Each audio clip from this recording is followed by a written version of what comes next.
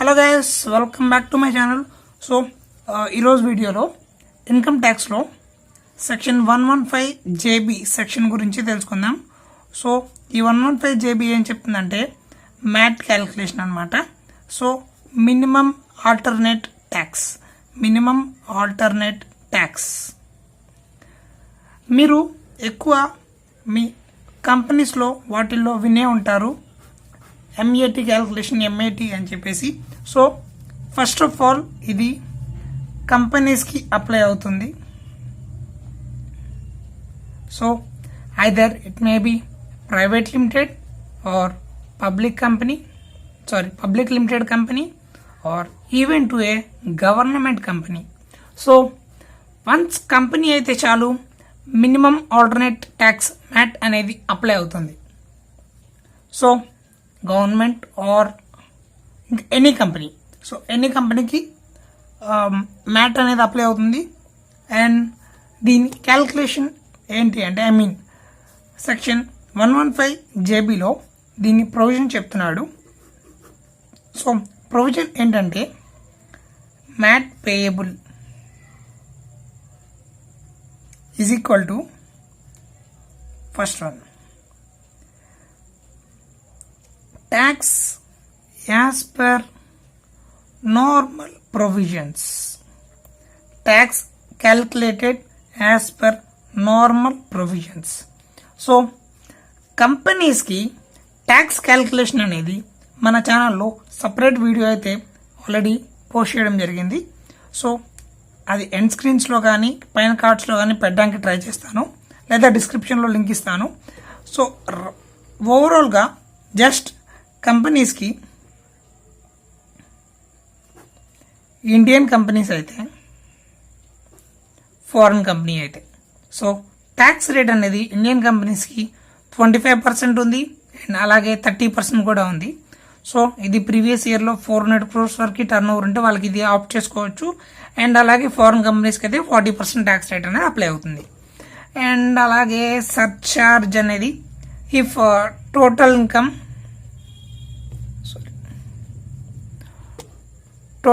is more than 1 crore అయితే Indian కంపెనీస్కి 7%, అదే ఫారెన్ కంపెనీస్కి 2% అండ్ అప్ టు 10 crores అనమాట. So if total income is more than 10 crores అయితే 12% అండ్ అలాగే ఇక్కడ 5%. సో ఇది డీటెయిల్గా అయితే ప్రీవియస్ వీడియోలో కవర్ చేశాను. సో ఇక్కడ రఫ్గా ఇచ్చాను మీకు. సో వాళ్ళ కంపెనీస్కి వచ్చిన ఇన్కమ్ని బట్టి నార్మల్ ప్రొవిజన్స్ని క్యాలిక్యులేట్ చేసిన tax and 15% of book profit. So ఈ బుక్ ప్రాఫిట్ అనేది సపరేట్గా మనకి ప్రాఫిట్ అండ్ లాస్లో ఉన్న ప్రాఫిట్ ఆర్ లాస్కి కొన్ని అడ్జస్ట్మెంట్స్ అయితే చేయాల్సి ఉంటుంది. సో ఆ అడ్జస్ట్మెంట్స్ చేస్తే బుక్ ప్రాఫిట్ని అరైవ్ చేస్తాం. సో ఈ బుక్ ప్రాఫిట్ ఎలా అరైవ్ అవ్వాలి అనేది నేను నెక్స్ట్ వీడియోలో పోస్ట్ చేస్తాను. సో మ్యాట్ పేయబుల్ అనేది ఏమవుతుందంటే tax payable as per the normal provisions. So మనం ఇందాక డిస్కస్ చేసుకున్న ట్యాక్స్ రేట్స్ అండ్ సర్చార్జ్ టోటల్గా ఎడ్యుకేషన్ చెస్తో పాటు యాడ్ చేసిన అమౌంట్ అనేది or 15% of the book profit, ఈ రెండిట్లో ఏది ఎక్కువగా ఉంటే దాని మ్యాట్ పేయబుల్ అవుతుంది అనమాట. So which ever is hire, ఈ రెండిట్లో ఏది ఎక్కువగా ఉంటుందో అది company is liable to pay tax అనమాట. అండ్ మ్యాట్ క్యాల్కులేషన్ ఎలా ఉంటుంది అంటే first of all 15% of book profit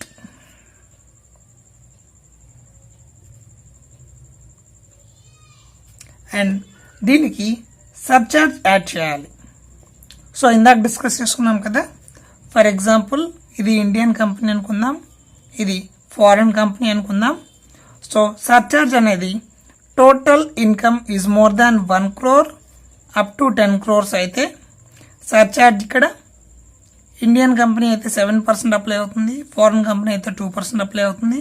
and total income is more than 10 crores అయితే ఇక్కడ ఇండియన్ కంపెనీ 12% అప్లై అవుతుంది అండ్ అలాగే ఫారెన్ కంపెనీ అనేది 5% అప్లై అవుతుంది.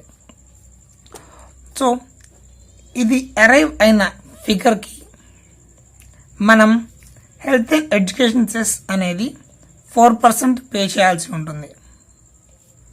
సో అది కూడా యాడ్ చేసుకున్నాక total tax payable as per MAT వస్తుంది. సో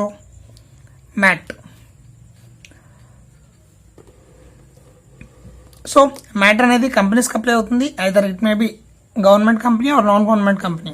అండ్ మ్యాట్ పేయబుల్ ఎలా అంటే ట్యాక్స్ యాజ్ పర్ నార్మల్ ప్రొవిజన్స్లో మనం డిస్కస్ చేసుకున్న దాన్ని బట్టి surcharge and education cess add చేయాలి.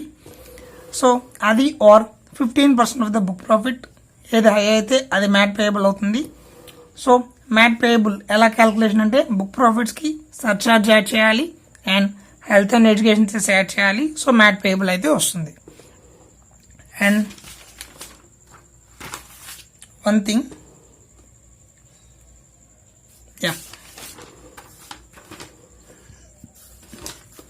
మనం ప్రీవియస్గా అడ్వాన్స్ ట్యాక్స్ అనే కాన్సెప్ట్ని డిస్కస్ చేసుకున్నాం. సో ఈ వీడియో కూడా పైన కార్డ్స్లో పెట్టడానికి ట్రై చేస్తాను. ఒకవేళ ట్యాక్స్ పేయబుల్ అనేది more than 10,000 in a financial year ఉంటే వాళ్ళకి టీడీఎస్ అనేది డిడక్ట్ అవ్వకపోతే వాళ్ళు అడ్వాన్స్గా క్వార్టర్లీ కొంత అమౌంట్ అనేది పే చేయాలి అని డిస్కస్ చేసుకున్నాం. సో ఒకవేళ ఇలా అడ్వాన్స్ ట్యాక్స్ అనేది పే చేయకపోతే వాళ్ళకి 234B అండ్ 234C అనే సెక్షన్స్ కింద ఇంట్రెస్ట్ అనేది లెవీ చేస్తారనమాట. సో ఈ అడ్వాన్స్ ట్యాక్స్ కాన్సెప్ట్ అండ్ మనం ఇక్కడ డిస్కస్ చేసుకున్న మ్యాట్ పేయబుల్ ఈ రెండింటికి కాంబినేషన్లో ఒక కేసులా అయితే ఉంది. సో ఆ కేసులో అనేది ఇప్పుడు డిస్కస్ చేద్దాము.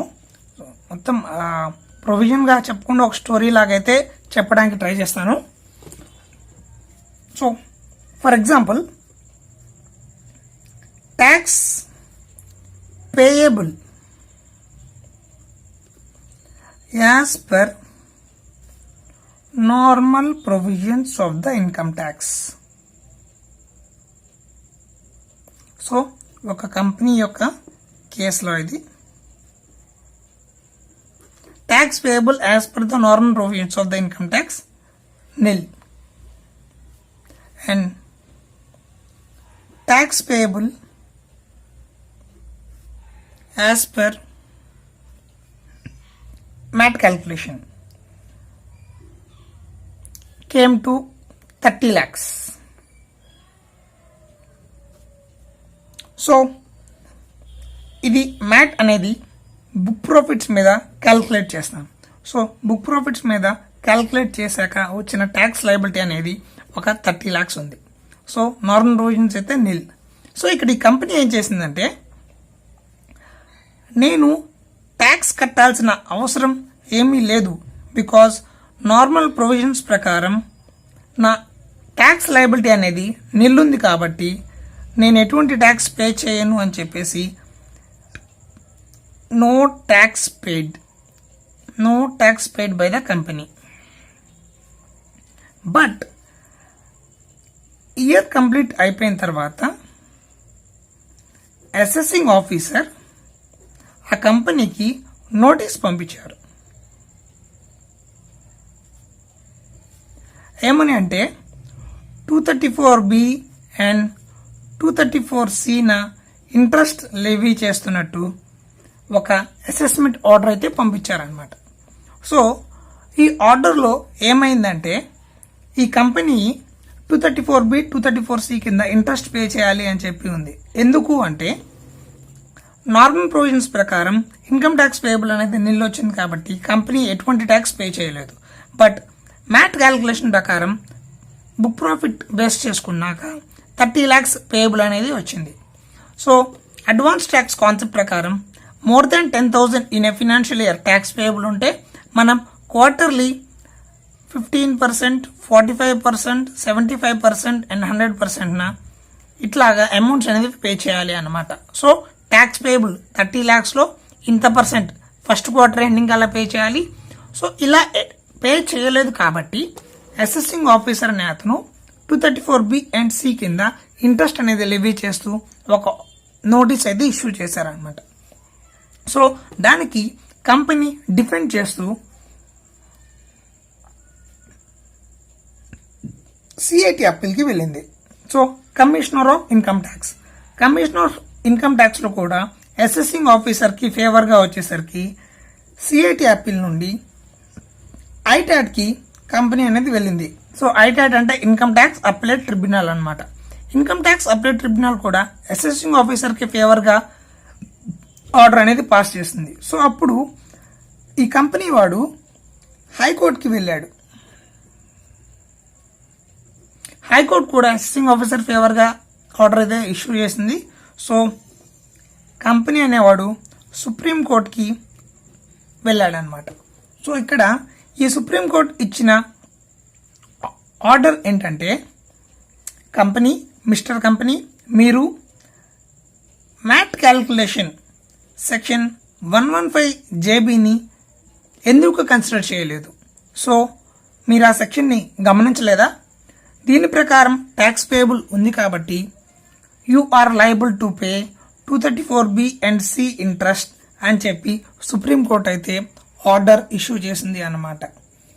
సో ఈ కంపెనీ పేరే రోల్టా ఇండియా